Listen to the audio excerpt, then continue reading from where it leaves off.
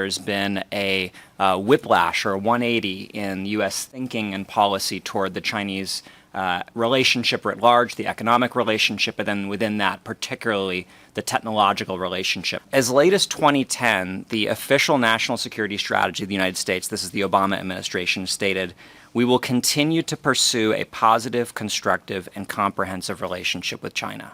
Now, no one in Washington would ever say that today. You would just be drummed out of town. It would be political and policy suicide. And really the change happened for two reasons. First, darkening views of China itself in Washington. There was cautious optimism, there was ambivalence about China in the 1990s and the 2000s, but starting in the 2010s, a series of developments and changes in Chinese behavior, character, and global strength really caused U.S. leaders to become much, much more concerned. Examples include the military buildup in the South China Sea, increasing aggressiveness toward Taiwan, the modernization of China's military, the fact that these long-standing concerns about IP theft, unfair practices, were actually enabling China, amongst other factors, to lever up the economic value chain and actually start to lead and perhaps even dominate in some of the strategic technologies of the future. And of course, in the political and human rights realm, deepening repression at home, the horrific treatment of the Uyghurs, the ending of the one country, two systems policy in Hong Kong. And then the other major thing that happened intellectually in Washington is this rising techno-nationalism. For a long time, the United States was the world's leading proponent of a technological globalization. The U.S. really benefited from that in many, many different ways.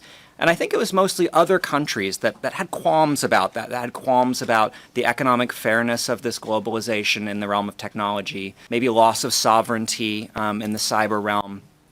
And finally, the U.S. woke up to that, too. The U.S. has kind of become the last major country to realize that technology is an arena of strategic competition. It's an arena of political contestation. And so these two trends have really created a new kind of techno-nationalism oriented toward China. I think to answer your final question about what U.S. policy objectives are, it's actually difficult to say. The U.S. system is not good at clarity, coherence, being forthcoming about a simple, straightforward strategy.